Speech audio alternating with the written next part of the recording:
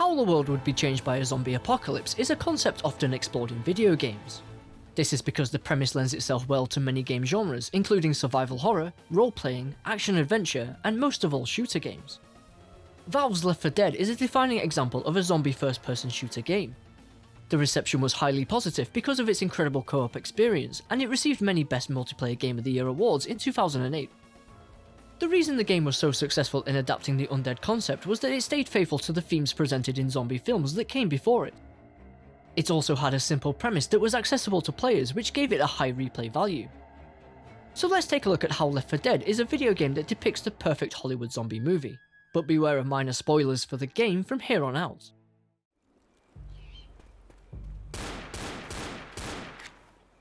Left 4 Dead is divided up into several campaigns where you work your way through the atmospheric levels in the hopes of finding rescue. Each feels very desolate except for the population of hundreds of zombies which form the hordes of the infected that you are trying to survive against.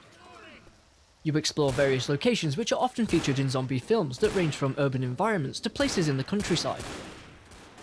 The campaigns are also presented in the form of individual zombie movie scenarios, with each having an appropriate title and accompanying poster based on the setting. In the first campaign, No Mercy, you make your way through a city, passing through a subway station and the sewer, before you reach a hospital. You then head to the rooftop to be evacuated by a news helicopter. In the Crash Course campaign, you learn that the helicopter pilot became infected, which causes the helicopter to crash. You then venture through an industrial area to reach a modified truck that you can use to escape in via the roads. The Death Toll campaign takes place after encountering a roadblock, meaning you need to traverse along the abandoned highway. Eventually you reach a small town with a church before going towards a harbour and being rescued by a fishing boat. After being dropped off across the river in another part of the city, the Dead Air campaign has you take refuge in a greenhouse before passing through a construction site. You then reach an airport terminal where you refuel a plane on the runway to escape. The survivors then find themselves on the outskirts of a national forest at the start of the Blood Harvest campaign.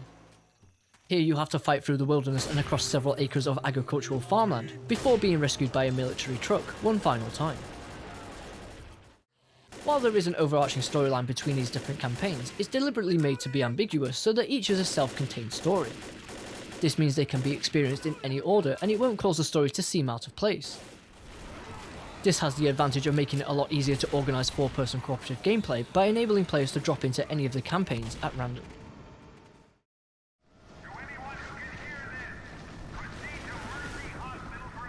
In Left 4 Dead, you play as a group of people who are immune to the infection and they have to find a way to survive.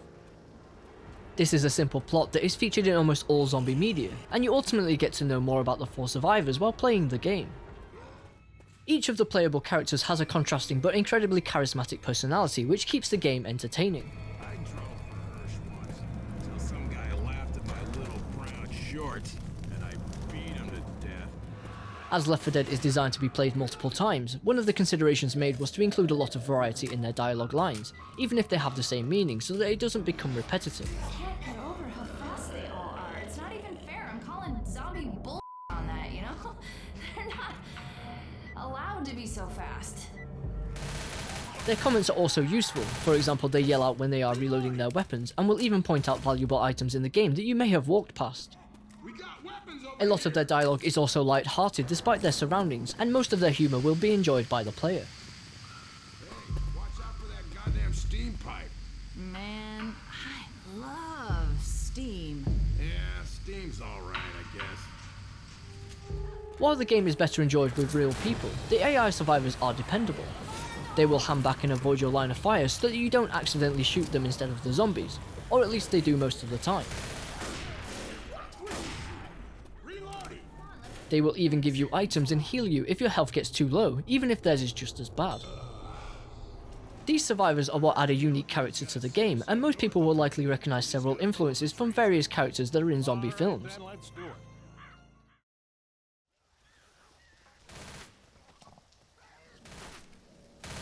The zombies in Left 4 Dead are a crucial aspect of the game, and they are designed around providing fun gameplay. The zombies you encounter the most are known as the common infected, and they are relatively weak. They also have no sense of self-preservation, and while they do little damage, their power is in their sheer numbers, and they can easily overwhelm you. The game frequently throws waves of the zombie horde at you at random intervals where they can climb ladders as well as break down doors and walls to catch you off guard. However, this means that you will constantly be firing your weapon for the vast majority of the game to take them down. There are also things you can do to avoid summoning a horde, such as not accidentally setting off a car alarm, as the loud noise will attract them. Left 4 Dead also has many unique classes of zombies known as Special Infected that keep the gameplay constantly fresh. The game also provides specific audio cues for when each of these are spawned to let you know that you should be on the lookout for them. One example is the Boomer, which tries to ambush the player by vomiting bile that attracts a horde of the infected. They also explode when they are killed, and they therefore often try to retreat and hide to ambush the player. Differently, the Hunter will pin the player to the ground using their agility and speed by leaping from rooftops and the side of buildings. The Smoker will also grab and drag players away from the group and cause damage while strangling them. There are also Special Infected that act as bosses, with the tank being the strongest, and they can knock back survivors a significant distance. They can also grab chunks of debris and launch them at the player, as well as punch objects like cars to knock them down instantly.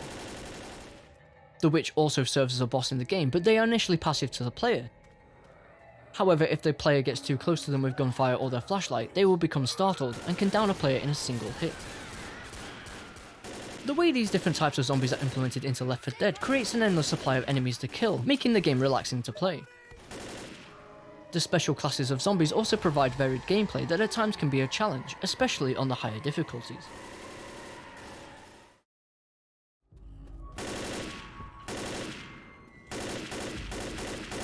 One of Left 4 Dead's technical advancements is its dynamic way of balancing the pace and difficulty of the game. It implements an AI system known as the Director that estimates the player's skill level, which it does by using various statistics about how the game is progressing. These include where the players are on the map, their current health status, the items that they are carrying, as well as how much time has elapsed. The AI uses this information to determine if some aspects of the game should be changed. For example, if the player appears to be struggling, the game might help them out by placing extra healing items and ammo in the world for them to find. If a player strays too far from the rest of the group, it may spawn the Special Infected zombies that can pin the player to teach them a lesson in not doing that.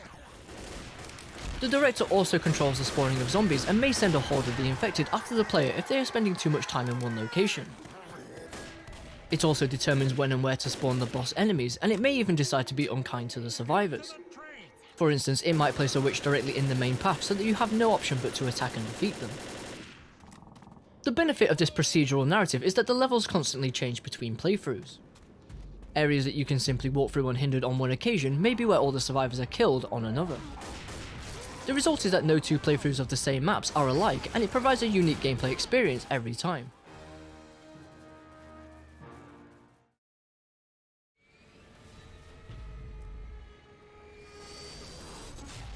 While there are many video game zombie adaptations, Left 4 Dead took the essence of the genre and made an incredibly fun multiplayer cooperative experience.